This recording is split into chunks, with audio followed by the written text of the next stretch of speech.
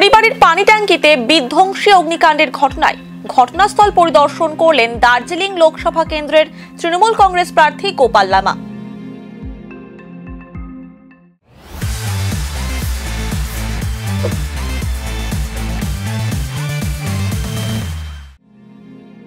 শনিবার দার্জিলিং জেলা তৃণমূল সভানেত্রী পাপিয়া ঘোষ ও শিলিগুড়ি মহকুমা পরিষদের সভাধিপতি অরুণ ঘোষকে সঙ্গে নিয়ে ঘটনাস্থলে পৌঁছান গোপাল লামা।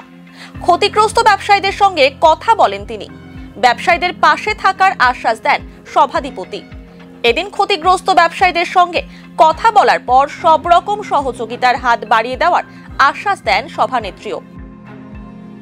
একদমই ভয়ঙ্কর এবং মর্মান্তিক একটা ঘটনা।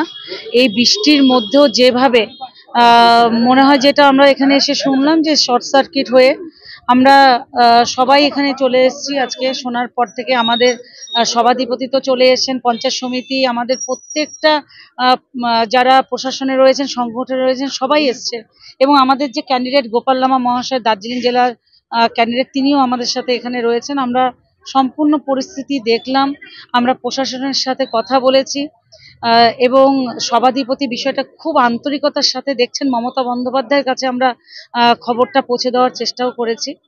তো বিষয়টা ভিডিও নিজে সর্বতভাবে এই পুরো পরিস্থিতির সাথে তিনি ছিলেন, সকালবেলা ভোরবেলা থেকেই ছিলেন। তো আমরা বিষয়টা সত্যি মানুষের পাশে আমরা দাঁড়াতে চাই, মানসিকভাবে, শারীরিকভাবে, সর্বতভাবে আমরা তাদের সাথে আমরা আছি। ঘটেছে গতকাল, আজকে ভোরবেলায় ধরুন এইখানে 13টি দোকান একবারে জ্বলে ভস্মীভূত হয়েছে। খুবই দুঃখজনক ঘটনা। আপাতত যা মনে হচ্ছে শর্ট সার্কিট থেকেও হয়েছে। আর একদমই যেগুলো দোকানদার ছিল কিছুই বাঁচেনি, দোকানের পুরোটাই শেষ হয়েছে। তো আমরা শিলিগুড়ি মহকুমা পরিষদের করতে আমাদের ভূমি কর্মাধ্যক্ষ এখানে আছেন, আমাদের পঞ্চায়েতরা আছেন।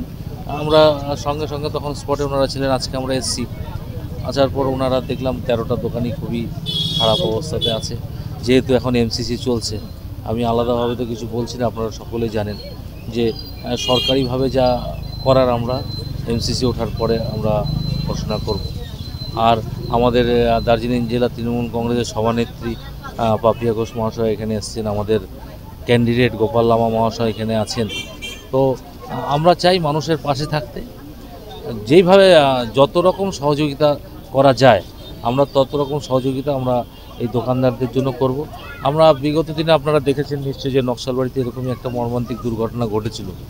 তো সেখানেও কিন্তু আমরা সঙ্গে সঙ্গে আমরা অ্যাকশন করেছিলাম। কিন্তু এখন যেহেতু এমসিসি চলছে, বাধ্যবাধকতা আছে, আমরা এমসিসি খোলার পরে সরকারিভাবে যেটা করার করব। আর এখন আমরা ইমিডিয়েট যেটা ভিডিওর থেকে তিরপাল দিয়ে আগে দোকানগুলোকে পরিষ্কার করার জেসিবি আসছে, এখনই পরিষ্কার করে যেগুলো ভিডিও এন্ডের থেকে করার ভিডিও সাহেবরা করছেন। এটা প্রশাসনের ব্যাপার, প্রশাসন সেভাবে করছে।